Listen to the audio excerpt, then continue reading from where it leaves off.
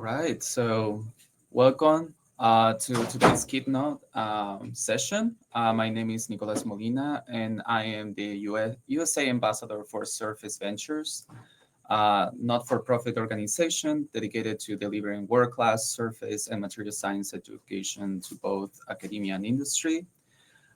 Today, I'm delighted to introduce our two distinguished speakers, Xavier Borras from iTribomat, the European Tribology Center, and Gregory Patzer from Optimal Instruments.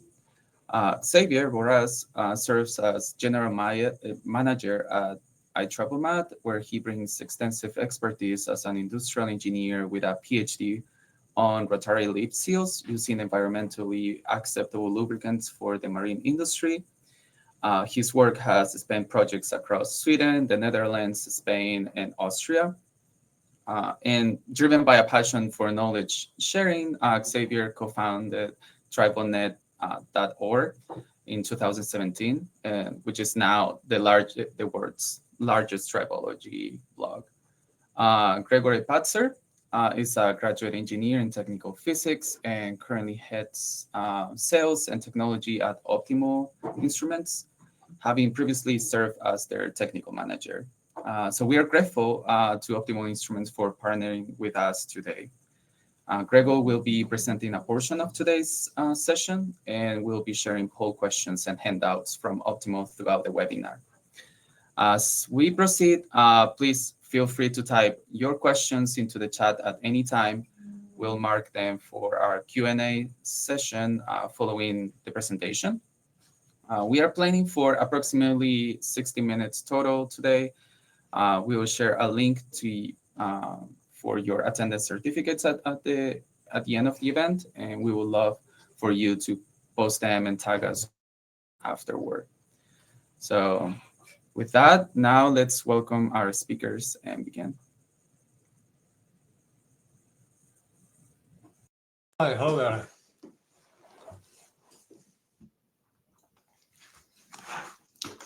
Hi, Nicholas. I guess that you can hear me. Just to test.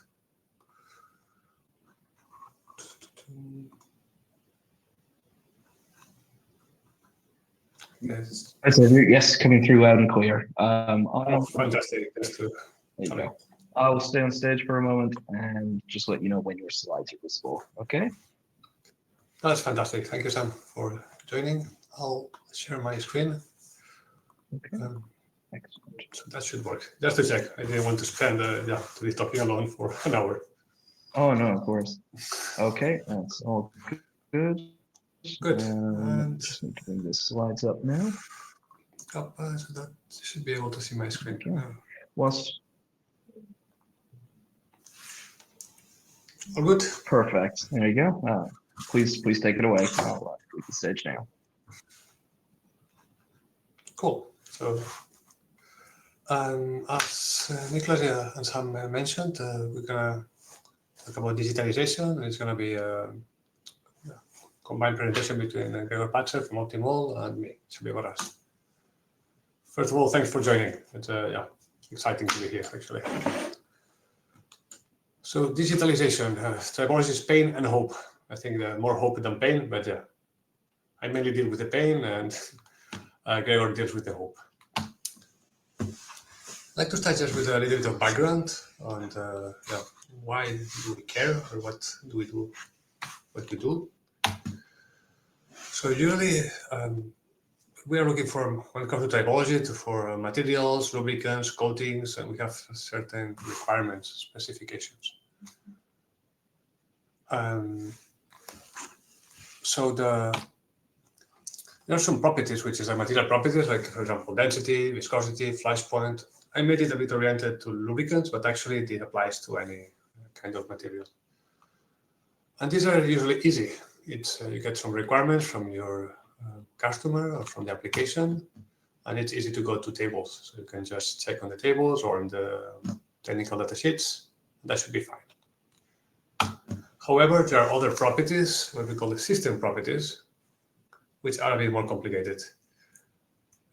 Tribology, I would say the same. It's not about materials, it's about systems. It's about how that material will perform in a specific system or a specific environment, like a certain velocity, speeds, temperatures, when in contact, when rubbing, when rolling with another material. Is it in a hydrogen environment? So that's tribology. And that is a lot more complicated. If we look for in the material datasheets for tribological properties, we find not much, and sometimes it's a bit confusing. We can, in lubricant, for example, we can find things like it is for systems requiring a high degree of load carrying capability and anti-wear protection. Fantastic, but we don't really know exactly. We need to put numbers there. Exceptional anti-wear. We want to look at numbers, but we need to go to standards. We have some tribology standards. We can use these numbers to compare materials, in this case lubricants, under specific operating conditions. Well, I've put a few of them, like the 4-ball test, FCC. Also, these two are from this webinar is sponsored by Optimal, so these two are very common. I want to spend just a second into the 4-ball test, because this one is one that many lubricant manufacturers use, and I'd like to take a closer look at it. So, because of one recent event that happened. So, the 4-ball test. I did a bit of research, and we see that this was invented actually in the Netherlands by this Harry Daniel Borlage in 1933. And to me, that is fantastic. That means that we have been 90 years using the 4-ball test. So it's a 90 years old invention. That's great. And it has been used to check the different lubricant formulations and so on. So I would say it's the most used tribological test when it comes to the lubricant industry. In the same country, that was in the north, in Groningen, in 2021, some researchers, they decided to take a closer look to this to the 4-ball test and the standard, and they decided to change the acceleration of the 4-ball. How does this, just for people who are not in the topic? So the idea is that it's called a 4-ball tester because there are 3 balls laying on the floor, at the bottom, and 1 ball on the top.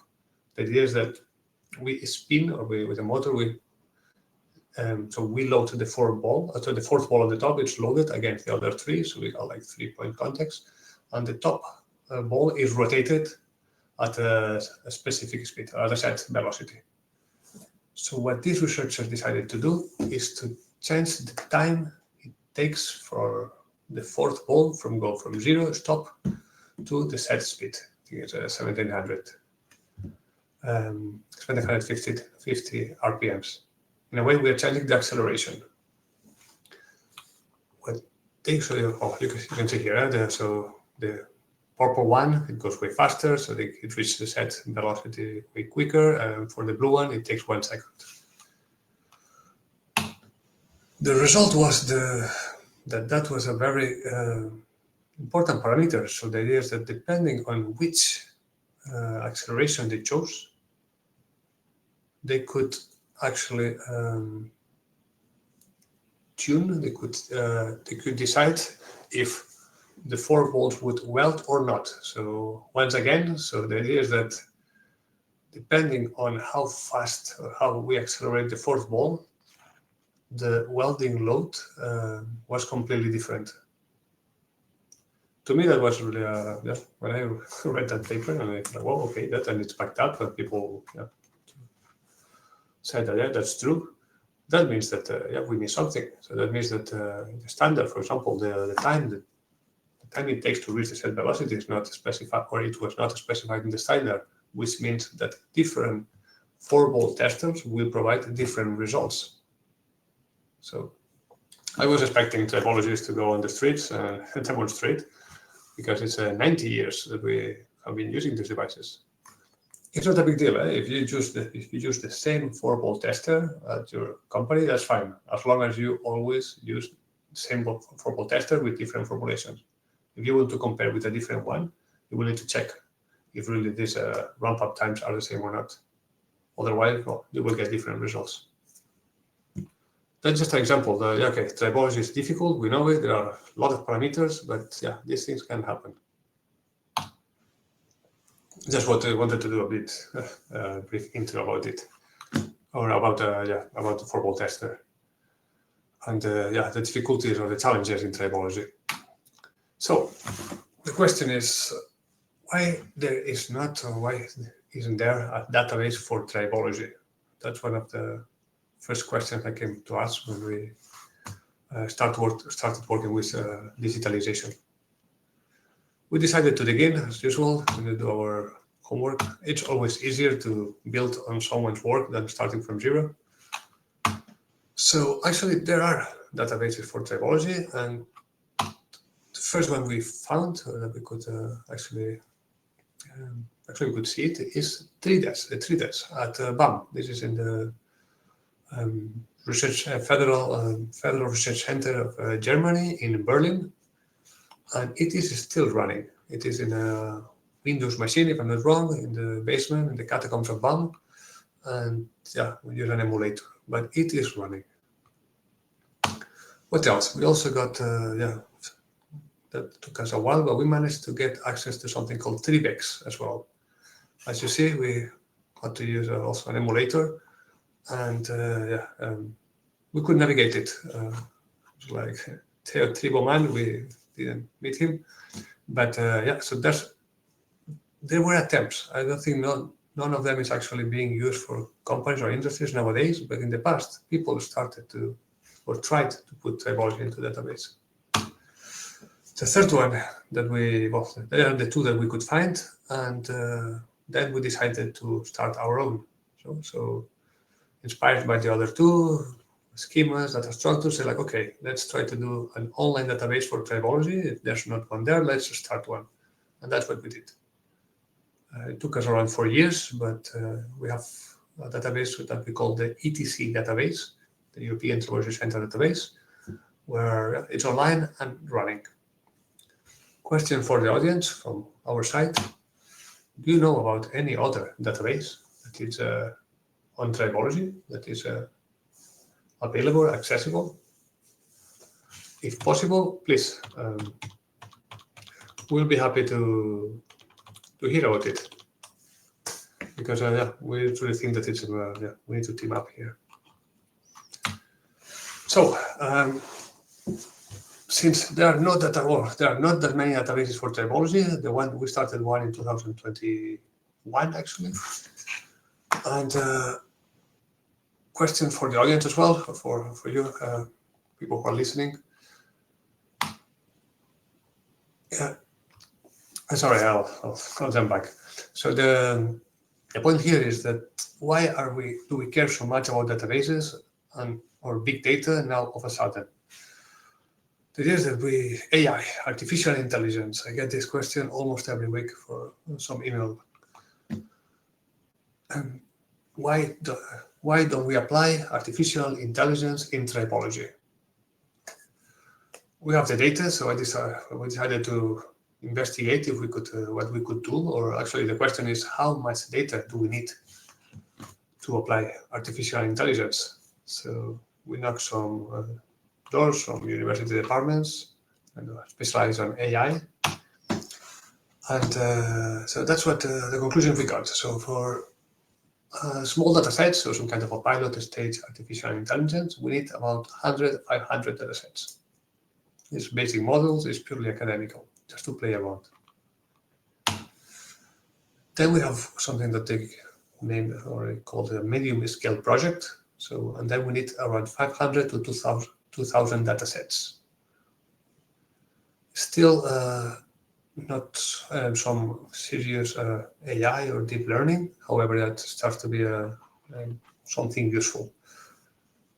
And the last stage, which is where we, on the long term, we would like to go, is to do some deep learning models on tribology. We need around 5,000 to 20,000 data sets or more. One data set is one test, which is one tribological test. We can call it this way. Then in tribology, we always do repetitions, no? Or there's, let's say, one test is no test. So normally we do 2, 3 tests on the same material combination and operating conditions. That, although they are data sets, that is not, well, I mean, that doesn't count in a way. What you want for a good AI or for a good, I would say, for interpolation in general, is to have different data points and different conditions so you can interpolate. If we give the AI 20 points on the same conditions, same materials, fine, but it would be very difficult to extrapolate from there. Just if you think about how much does one tribological test costs, I mean, at least 300, 500 euros, you can imagine the investment necessary to create a database on tribology. Question for the audience would be, does anyone in the audience has that amount of data? We have been the last 2-3 years working on collecting data, digitalizing within the centers associated with us. And nowadays we are around 5,000 data sets. Is there someone with more data than us? And the next question would be, okay, so that was the intro. How do we explain this? Oh, here we are. These are the number of publications on tribology or artificial intelligence applied to tribology. As you see, it's growing exponentially. This one is because the article is from 2024, so I think they only had 3 months of 2023. So my point is that every day we got more and more publications on AI for tribology, which I think is fantastic, because it means that once we have sorted the data, once we have the data collected and, well, in order, we will know what to do. But my opinion is that we went to AI before checking the big data. Fair enough, we are working on big data, so more people are working on AI, but we need both. Otherwise, it's impossible to go to artificial intelligence. Or this will only be an academic exercise and it will not be useful for industry. Just something to think about, but anyway, so we are focusing on big data and that's what we do. So just doing this intro, right? That is as the background, the introduction. So digitalization in tribology. So once again, how we work is that we look at what happened before and we build on it. That's a way to, it's a shortcut. And we learn from the mistakes from other people and not mistakes as well. So 2000 for elder people or the tribology geeks like me, or both. 2005, there was some attempt, or I would say impressive attempt by Vito in Belgium. The coordinator was Jan Benef, and they tried to create a centralized European tribology research center. There were more than 25 centers in Europe that joined, so the idea was there. It was 2005, so it was the beginning of the .com and so on. So, but anyway, there was a first attempt. 2019, that is the Tribology project, which ended up actually being my employer now, the European Tribology Center. So far, almost 5 years, still running, but took a while. What else do we have? The CITOLU project. That is a project about using artificial intelligence for formulating lubricants. We are partner on this project. It's ongoing. It will finish, I think, in a couple of years, 2.5 years from now. This is really like going to the limit of how can we use AI to formulate new lubricants. As far as I know, it's something that you can find many company websites that claim about that they do that, but seeing all these experts on AI working on that, I think it's something difficult, and it will take a while. However, this project is about that. And the last one is from 2024 as well, and also from Belgium, like the Virtual Tribology Institute. That's an interesting one. They are creating a pan-European network of ocean tribology. So that comes from Professor De Bijts in Ghent University, and they are trying once again to bring the tribology community together and push the limits of digitalization. We need data, and individually, we will never reach the numbers which are necessary for applying decent AI algorithms. Good, that was the intro. And I don't see a chat, so I don't really know if there are questions or not, but let me just quickly check. Okay, it's ongoing. Fantastic. I'll keep going then. The pain, so digitalization, that's fantastic. I'm going to talk about our experience in iTribomat with digitalization. What happens when we bring tribology to digitalization and we start digitalizing tribology? So these are the 5 partners that we, 5 European labs that were involved in the project, and we decided that, hey, we are building a database. Why not doing a round robin test? That's, I know it's a horrible word. It's the word that should not be mentioned in tribology. But we were naive and we went this way. So we decided the 5 partners to take to do a round robin test with 2 operators per partner, so we could see also the impact or the influence of the operator. We decided to go with reciprocating sliding tests, ball and flat. Not necessarily SRB, just reciprocating, sliding linear motion. Each operator did 4 tests, which leads us to 40 tests, which means 80 wear scars. So 40 wear scars on the balls, 40 wear scars on the discs. What was interesting here, because so the tests were done at each center. However, at the end of the tests, after measuring the wear scars, we asked the centers to send the samples to the next test, to the next research center. So just the samples. So, and we asked to the other centers to measure the wear scars. That was a way of checking if we have the same samples with the same wear scars, do we get the same results, wear volume, for example, wear meter. So, and then we rotated the centers among the 5 centers involved to see differences on that. This was coordinated by Mikko Kroll from BAM in Berlin, and he presented it several times, so I will not really go into the details, but please go to him for that. And there's actually a publication of that. Just a summary of what we observe. No, that would be useful. So just to explain, on the x-axis, we see the different wear scars. You see, each disc had 4 wear scars. So you see this from A to H, and 4 wear scars on each disc. On the y-axis, we see the wear volume, 3D. So we use the confocal microscope to get the wear scar topography, and then taking the reference, the outer surface, we calculated how much volume was removed, the wear volume, 3D measured. What we can see, once again, sorry, I forgot that.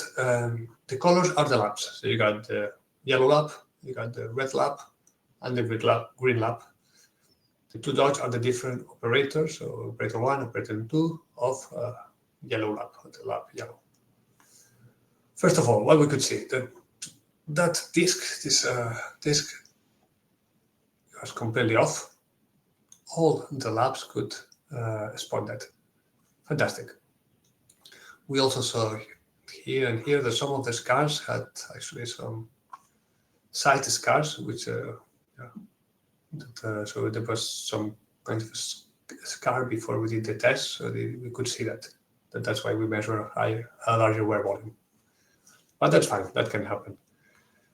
What is interesting here is that we can see that the yellow lab, this one here, always measures a way higher wear volume than the red lab. Wow, it's a systematic error. So good news. If a customer comes to us and say, I want to have a very low wear rate, we know where to send them. If the customer says like, no, I'm interested in having some particles of wear rate, we know which lab should measure the results. So that was was one of the results and you see that percentually or relatively is quite important. That was the first attempt.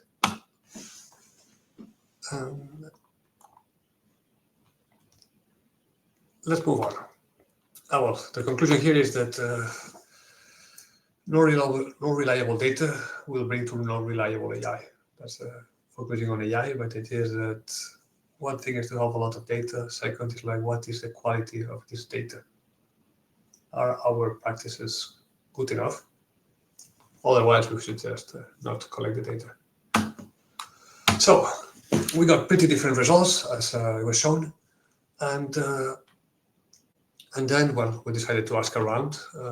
We asked the tribology experts, and the main reply we got is, yeah, well, tribology is like that, so take it as it is, which is fine. We know tribology is difficult, there are a lot of parameters, but yeah, not satisfied with that, we couldn't go back to the European Commission and say, yeah, look, tribology is like that, I'm sorry. So we decided to look at why did we get such a spread in the results, or depending on the lab, or so on.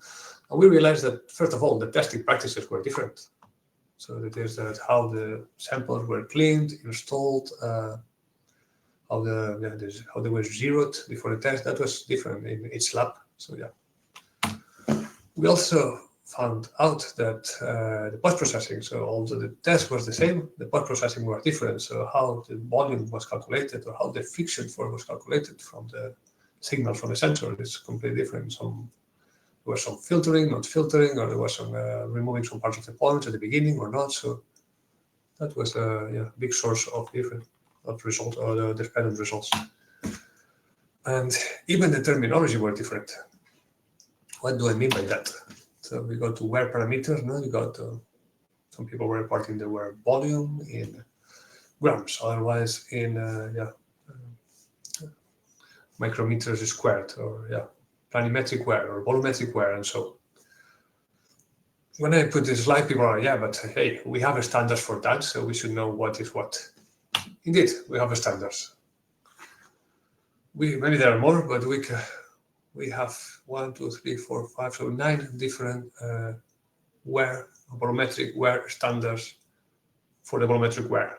Like the 3D measurement with the confocal is not even there. So the question, do we need so many standards? There are a few interesting publications on that if you contact me later, I can send them to you, and they are really relating different standards on wear volume. Very interesting. Same with coefficient of friction. Some devices or some researchers provide the max coefficient of friction, peak to peak. Sometimes there's the peak value, energy coefficient, root mean square coefficient of friction. So this is not really harmonized. I mean, that doesn't help us.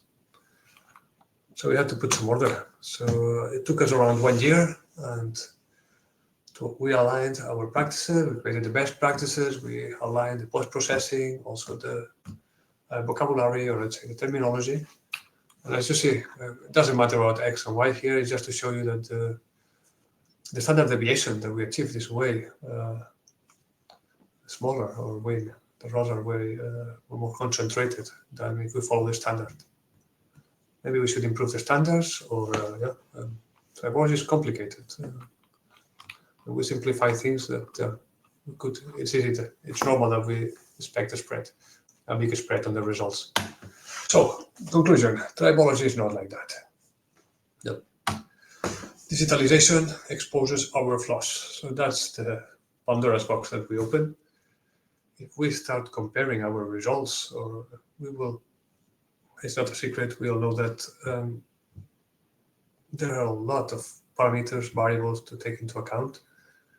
It might be that we always have the same that happens to us. When we start doing round-robin tests and putting it in a database, doing things properly, we will realize that our practices needs to be improved. If we want to go into artificial intelligence, big data, and take advantage of it, digitalization, we cannot ignore it anymore. It's not the nicest job to do, but yeah, My background is rubbers and polymers, elastomers, and it's very complex to get the same result with an elastomer, just a tensile tester. It took many years for them to get the strain rate, how the different clamps are pulled. Yeah, but they went through it, and nowadays, more or less, the elastomers, same elastomer, 2 different tensile testers will provide the same results. So, AI, that's one of my favorite quotes. AI is not a multiplier. AI is a multiplier, not a magician. Even if we have a lot of data and we put it in our database, if these results are not reliable, it's garbage in, garbage out. So, just to finish on the pain, it's an initiative that we pushed from my Tribomat together with the University of Mondragon and BAM. It's about harmonizing reciprocating friction tests. From what we learned during our round-robin test is that, hey, post-processing is as important as having a good setup. So what we did in this challenge was to send the same signals to the participants. So we said, hey, we got this friction force signals, and this is a displacement signal from our tribometer, reciprocating motion. Please analyze them and tell us what do you do with it. What is the friction coefficient, what is the stiffness, and so on. And let's see if we can align, or we can see what are the methods out there that people use. We did that, 25 participants. We explained the results in 2 workshops. The results are as expected. We all have different practices. So which is not surprising, we expected that, but we could find 6 or 7 ways that the participants really analyze the results. So even if we could have the best tribometers ever and they produce on the same samples as well, and we produce the same signals, we would get different results just because the post-processing is not aligned. Just a little remark, because we are fighting with Euramet and the standardization committees. So far, we didn't manage to get funding to do that. It's something that we are doing on Saturdays. But anyway, we think it's important because otherwise, tribology, it's not reliable. And we get that when we talk to companies many times, they tell us, well, tribology is a random numbers generator. So if we want to change that, we should really work on our practices. Cool. Results from very quick result that we saw from this exercise, this tribology challenge. It's online, so you can still download the signal. What we saw is that the participants, we asked them which parameters, variables are important for or govern the coefficient of friction between the 2 materials. You see that the list is around 20, 25 parameters, sliding in position, nominal load, speed, temperature, operator, which are big difference in operator as well. So if we change the operator, the results are different. Ouch, that's not something that we should, that should influence the results.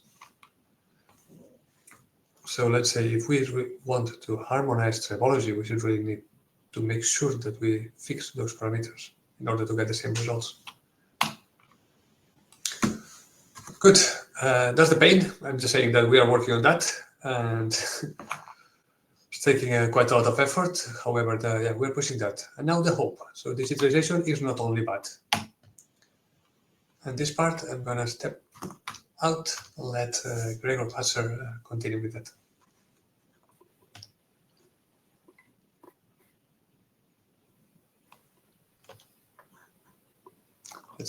Hello also from my side. And thank you, Xavier. Thank you, Xavier, for your short introduction. Yes. I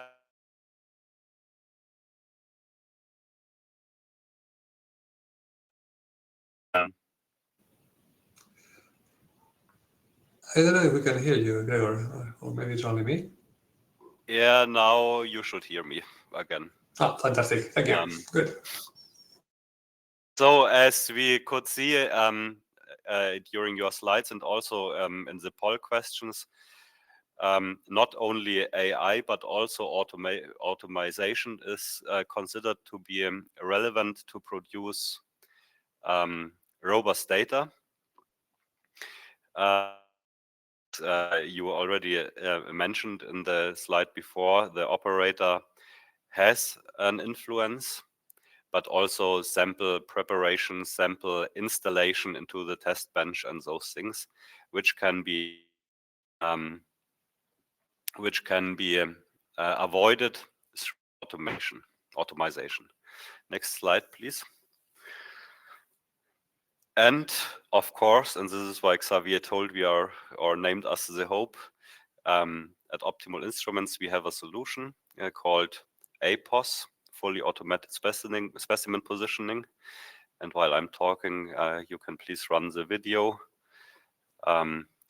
showing how the system works. So this is basically a robot arm which takes samples from a magazine. The magazine contains 16 prepared specimen combinations, all of them prepared with fluid samples if necessary.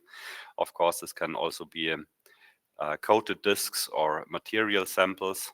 And then the robot arm brings them into the test rig, and the tests are then conducted fully automatically by the control software, and the data is recorded. And with this, of course, the influence of the operator can be reduced. On the other hand side, the workload can also be reduced, or with other words, the sample throughput can be maximized, as this is a standalone option that can run overnight and over weekends and so on.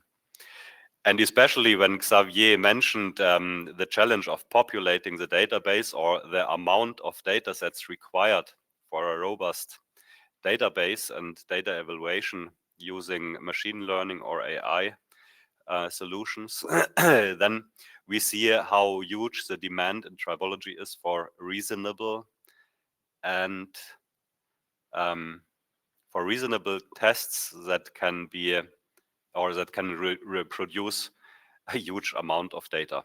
So the target would be, if I if I understood correctly, 20,000 data sets within one test series in order to produce reliable forecasts or interpolations. That's gonna be the challenge. And yeah, as mentioned, this robot is connected directly to our test rig, the SRV tribometer. You can see in the downloads the brochure of the SRV tribometer, as well as of the APOS system. So I will not explain now in depth how this tribometer works. At the end, it's an oscillating tribometer with a lot of industry standards at ISO, ASTM, DIN, and so on. And we are running reciprocating tests with defined parameters. And we measure in situ the friction coefficient and also other relevant parameters. Next slide, please.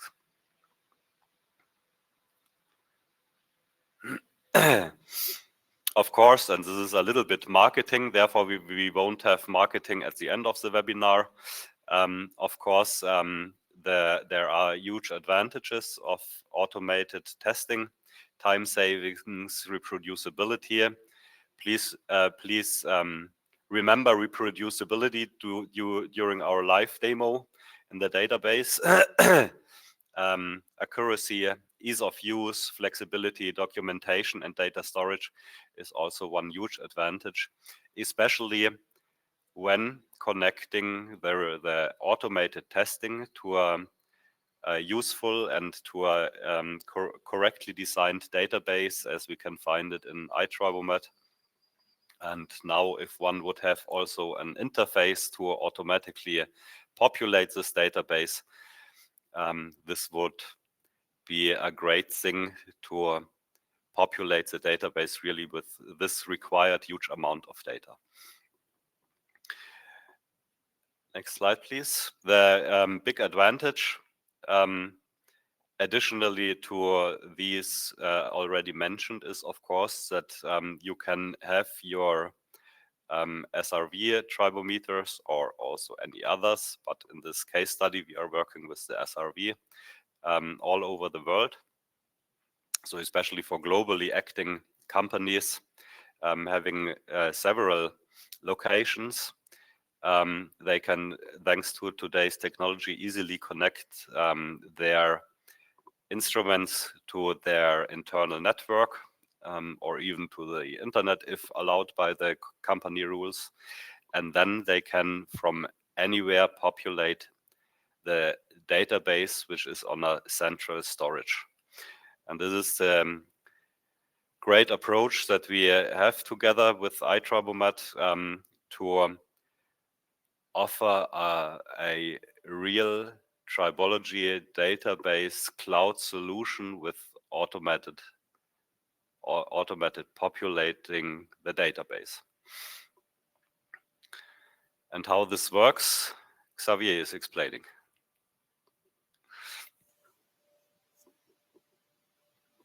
You're muted.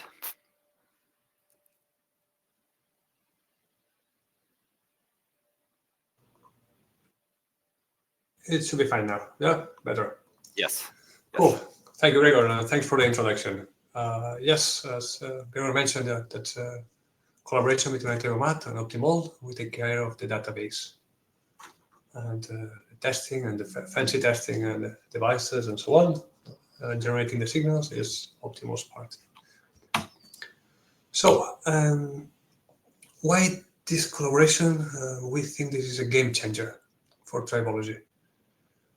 Show you what we have now. So as it is now, iTribomat, I didn't go into details, but there's 5 centers around Europe that they will have the logos here.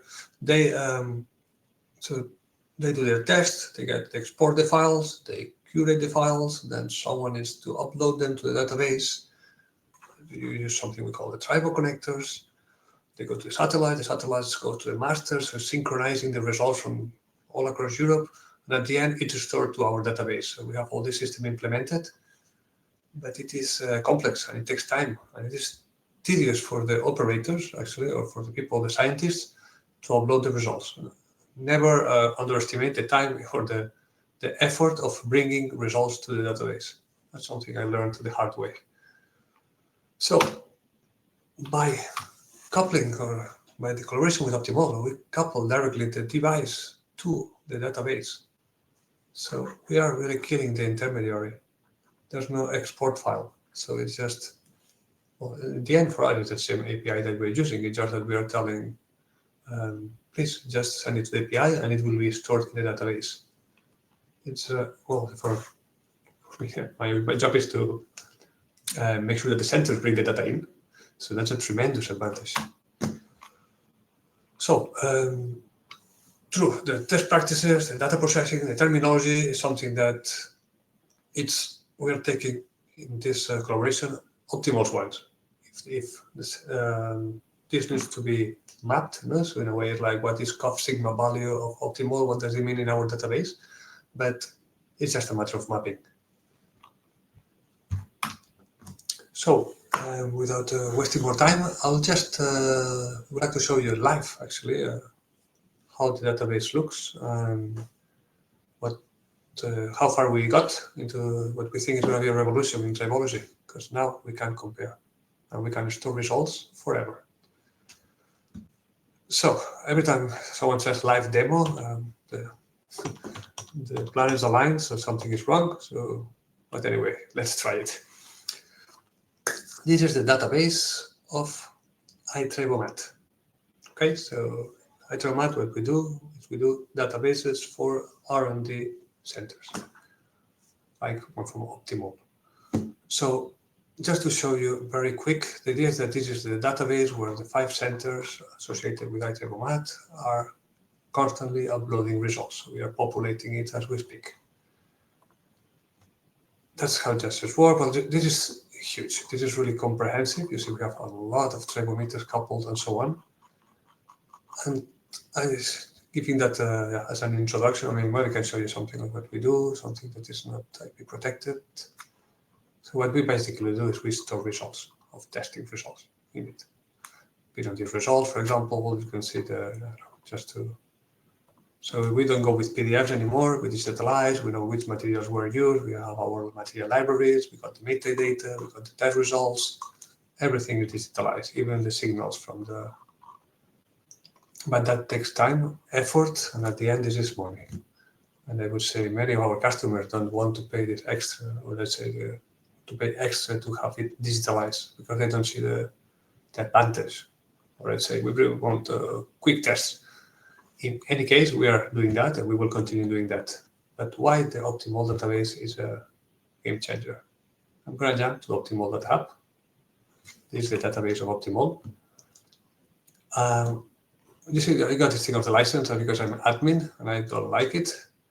I'm going to change to the non-admin account and logged in as Optimal. So it's the same idea, same. It's just that I don't like this little note for admin. Good.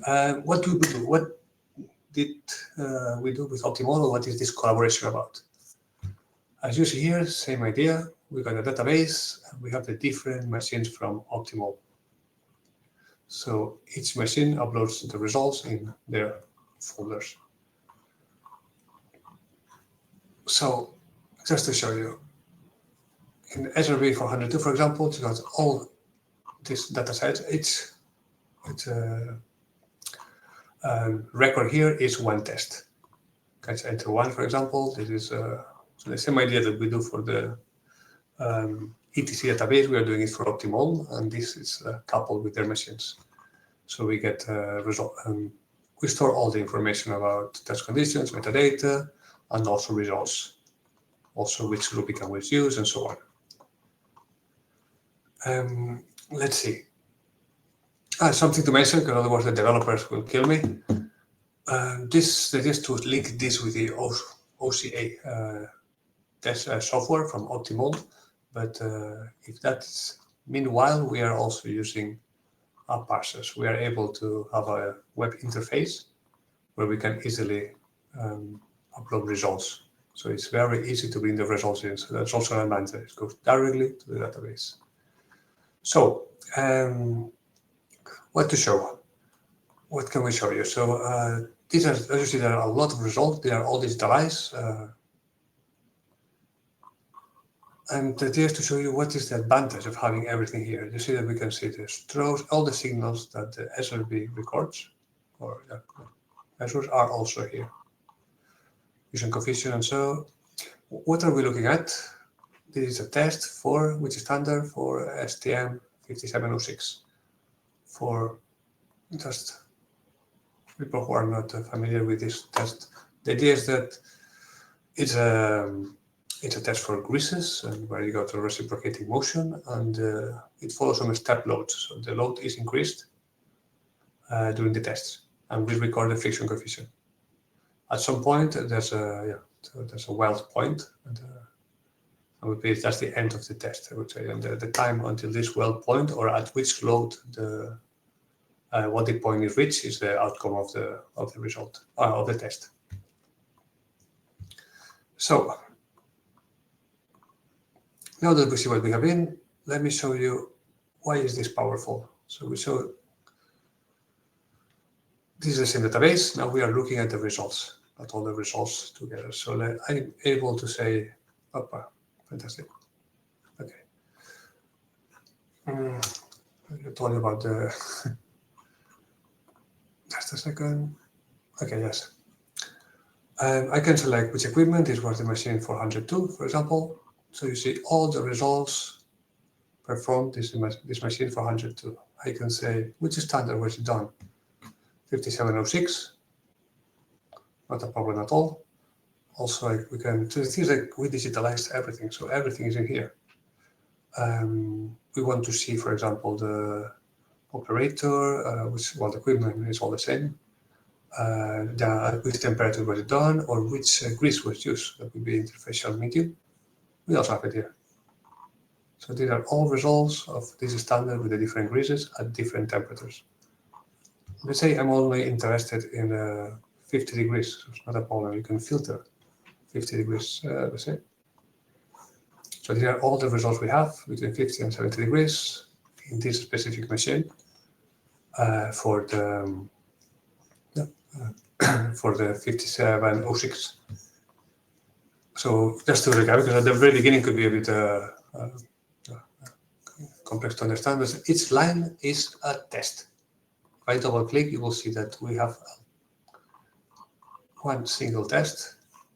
This was done, let me check like one that is not NLGR reference grease, for example, at 50 degrees. And I can really see that, okay, what was that test about? You can easily set the stroke, what was the temperature that was reached, what was done, how the load is applied, you see different step loads, or the friction coefficient until failure. So we have everything here. Let me close this and come back to the list. Why is this powerful? Let's compare. So if I go to curves, for example, and say, I want to see, well, it's already selected, but to say temperature. So how the temperature evolved in the tests for all those greases. Fantastic. I want to see the friction coefficient. It's not a problem. What is a very so okay? Fair enough. You digitalized everything. Why is this interesting? So I did not put the names of the grease in purpose because they are not really sponsoring this webinar, so they are not important. But I know that 03789 and 03895 is the same grease. So we could see that the two tests we did with this same grease, and you can see the repeatability of it, the reproducibility of it. You need two things to get that. You get first almost identical samples, and second, a reliable machine. That's a very good, it's very easy to compare results this way. Let's say I try another one that I know it's a different quiz, this one and this one. Let me see, yeah, these are the right ones, yeah. You see that the results are pretty different. So we say, okay, maybe the grease is not under control, the formulation is not correct, but I can easily check, hey, what all the load? So that's this one. You can see that the loading was different. So in one, the load was applied at 7.5 Newton per second, so how the load was ramped, and the other one was applied, the load was ramped up according to standard. That means that it would be very easy to confuse this and say like, hey, these greases are not under control. You know, the idea that by having everything digitalized, who loves that is artificial intelligence. Because artificial intelligence will not miss that the loads are different. So we will not compare these two files. Same idea, I mean, just to, don't want to bore you, but if let's go to larger temperatures or higher temperatures, we can see, yeah, let's say 175 degrees. Well, let me select, so I want to do it interesting. I can select which lubricant, so let's say it's showing me which lubricants were tested here. So I can say this NLGI reference grease, for example, and show me the results, let's see, all the temperature range. I want to see how this grease, how the coefficient of friction of this grease changes with temperature. And you see the same test, same standard. You can really see that at higher temperatures, the friction coefficient of this grease increased. You see a complete gradient. Once it is in the database, it doesn't go anywhere. So the key here is to start populating it with all the results we get. So every time that you test or you get any tribological test result, make sure to store it properly, because this will build momentum. Just to finish database-wise, just because I will show you how it works, I want to focus on, now I can remove all the filters and say, let's look at the robot that Gregor just presented. This is SRB 490. So this SRB machine is the one that has the robot connected to it. I can really see which tests were done in this machine. It have some, and a similar test. The ASTM 7421 it's also a step load test. However, this is for oils, not for greases, if I'm not wrong. So, and you also have some calibration tests. I don't want to see them, so I'm going to filter and only see this specific standard. And I'm gonna ask, well, just so it's, so I can go directly here. I go to the, for example, scatter plot, and say like show me on X, let's say test run duration, and on Y I can have the max coefficient, or let's say the mean coefficient is fair enough. And you see these tests, which are actually, let me go back to this, these 16 tests, which were done with the same optimal calibration oil, with the same ambient temperature at 80 degrees. The operator, none, it's a robot, because we need to find a name for the robot. And you can see that the spread is almost 0.02 coefficient of friction. If we go to the curves generated, so we'll see technically repetition. Let's see, these are the 16 tests done on that SRB machine where the operator was a robot. Look at the spread, 0.14, 0.16. And you tell me, oh, they are not perfectly aligned. Well, it's good to note that because maybe the differences are on the formulation or how we sample it or the time of the day. We can also look at the temperatures, I guess. Let's see how the temperatures look. Oh, okay, so it goes like the 80 degrees, and I guess this is when it was the welding. What I mean is that by being able to fix some of these parameters, variables that influence coefficient of friction and wear rate, we can really learn a lot and see what matters, what doesn't matter, and there's too much noise in our measurements. There are too many uncertainties. With that, I'll come back to the presentation just to wrap up, but that is the demo or the database that we built for Optimal. They call it Optimal Data Hub. And just I think Gregor mentioned that, but if you would like to get a demo version, well, no, it's not a demo version, it's just you have access to everything, but for a limited, I think it's 1 week, depends on Gregor, we can let you in. So just send me an email and you can play with it yourself and see if it's useful for you. We're happy to help. We're continually improving the database, so all the feedback is very welcome. 1 minute to go. I'm going to just, this is the second to last slide, just very quick. Where are we going? So what is next? And that is the slide that I promised about CitoLoop, this European project about formulating lubricants with AI. This is more or less what I show you. So looking AI hat, we got some inputs, I got some output. I met the numbers, so fantastic. What happened in tribology that we usually play with these black boxes. For example, this is it's about formulating lubricants. So the idea is that we get these these lubricants available in the market, but we don't know exactly what they are in them, which is totally fine. This project, CitoLoop, the idea is to go a bit further.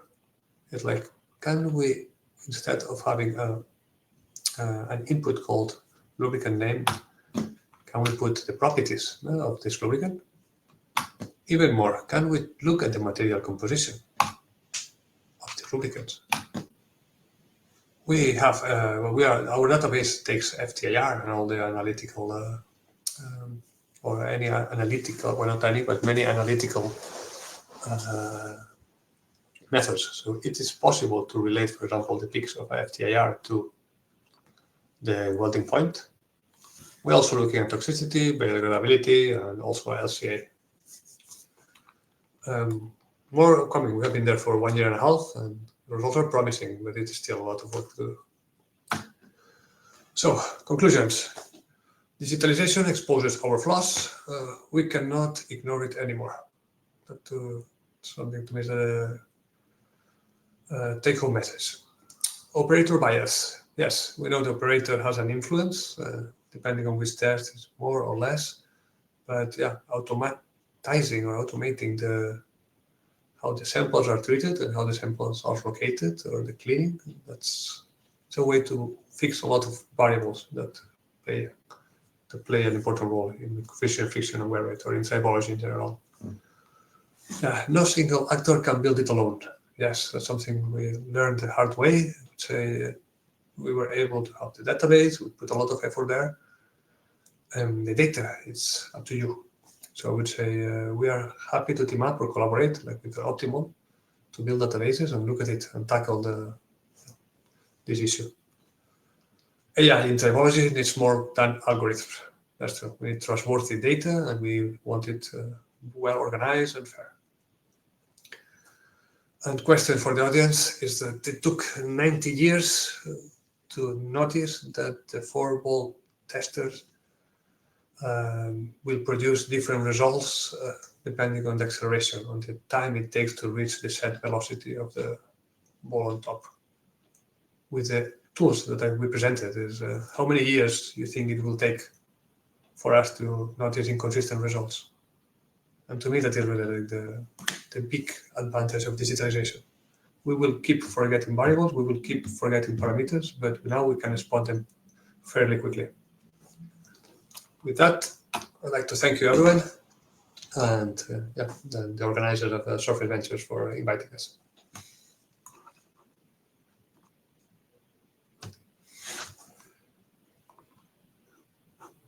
I'm still sharing, I guess. Right. Good. No. Yeah, thank you, Xavier and Gregor, for the informative presentation and also the demo with the database. Now we're going to have some questions from the audience. The first one is by Mirko. It's a comment. He's saying, from my point of view, the inconsistencies and scattering is hidden in the metadata. There are no run test results for every influence of the tribal system. There is a consequence on the outcome.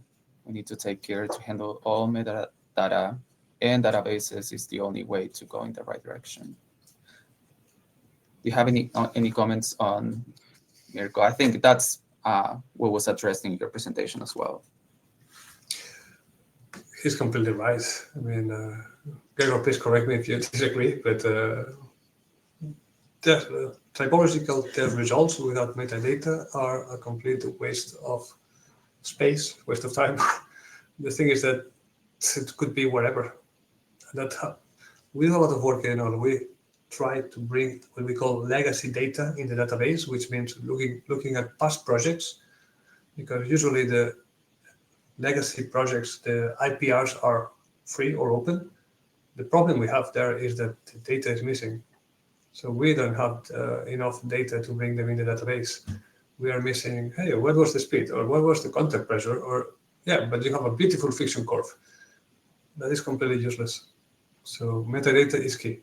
And a side note, I think we should put our efforts in not bringing elder data, legacy data in the database, but to start doing it, documenting everything properly from now on. And I think that would be way more useful than trying to fill inconsistent data. Thank you, Mirko. Well, Mirko's the one that coordinated the round-robin test. So happy to see you here. Another question that I actually had was, should AI training data include running or cycle time behavior, or only final friction coefficient and wear volume, the final state? For instance, where data is only measured post-test rather than in situ. So what are your comments on that? It's important to record everything. That's there are different kinds of AI algorithms. I mean, the easier, that's one that is, there are some, the easiest one is just a matter of relating X and Y, and we do some kind of trend, curve or trend line. We are fitting a model there in a way, but there's also possible to put time. There are some AI algorithms that really take into account time. So how does it vary? So at some point, we should be able to predict the whole coefficient of friction variation in time. So we really want this data in as well. Especially especially also the running in cannot be a or foreseen how long it will take. So the question is, when is the system static, and which value then to select to be is the static value. So therefore, it's essential to have all the data set with the time stamp, and then later fitting the algorithms to the test series, maybe. But It's a very interesting publication. Not to limit yourself when storing the data. To put everything there. There's a very interesting publication from a Chinese scientist about he's an AI algorithm that tells you when you reach the steady state conditions. I mean, of course, he decided when it is a steady state, so that might be something that we need to look at. But still, if we have enough data, that could be possible. So, like now, this is a steady state on temperature, friction, wear rate, and so on. We're going there. We need the data. Yeah. And finally, we have just a comment from Mingwen. Just wondering if anyone has read this paper written by Sheffield researchers. Basically, it's about reproducibility in word test results. I don't think I've read it. I've read a few of those about that, but I don't really know this paper exactly or specifically, so I will not say. I will not. I don't dare to reply to the question. They did. There was, for example, in Bahamas. No? There was a round robin test in Bahamas. It was in 2000. Mirko, correct me. It was 2005, and it showed the results had a huge scatter as well. But the idea we cannot conclude that tribology is like that, and that it is what it is. Now, at Tribomat, we've proven that it's possible to narrow down the results. Yeah. So the last question. Yes, and especially when talking about their results, then not only the test method but also the evaluation method of their data has a huge influence. So one needs several standard methods, not only for the tribology test, but also for the measurement of wear. And this is also something which our current DIN committee is working on, for example, to determine a method to synchronize or to harmonize the wear measurements after the test in order to reduce the spreading there.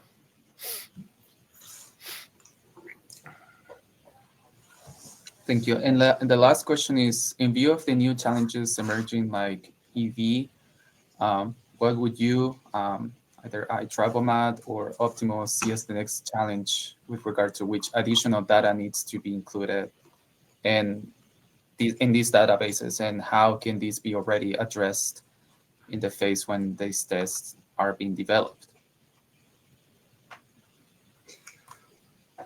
I can start. The data, so that's a very good one. So it is that when a database is finished, so as I said, database can grow horizontally and vertically. Horizontally, how many attributes can you capture? Vertically, how many data sets you have? So unfortunately, with tribology, we have a very fat, big database with now it's 2049 attributes. Electrification is important, definitely, so we should have an attribute for that, with or one or two or three to capture it. So the answer is yes, we need to include them. If we think it's relevant, it should be there. Yeah, and the question was which parameters, I think, or one of the part of the question, which parameters, and of course electrical parameters. And we at Optimo think that first we need to understand the ohmic resistance. So we need, of course, the parameters voltage, current, and if we want to immediately calculate ohmic resistance, fine.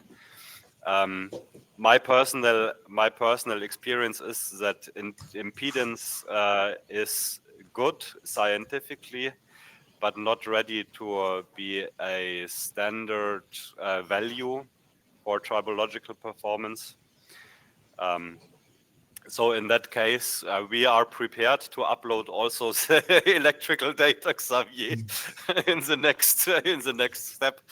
And we have nice studies being presented next week at STLE e-mobility conference, talking exactly about this electrical properties in tribo testing. Just an example with tribocorrosion of greases, we had to put the OCP. It's fine. We had to include it. Okay, it's more work, but the idea is that we are continuously adapting to the needs. So that should be fine, Norbert. Thanks for the question. Yeah. Great. So thank you all for your excellent questions today. And a special thank you to Optimal Instruments for supporting this webinar. Before we go, a few quick reminders. You will receive a link to access the replay so you can revisit any portion of today's presentation.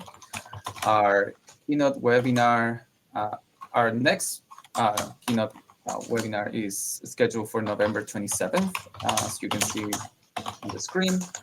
So please stay tuned on our website, email updates, and LinkedIn for details. So we would also be grateful if you could help spread the word about these sessions to your colleagues and networks. So thank you for joining us today, and have a wonderful rest of your day. See you next time.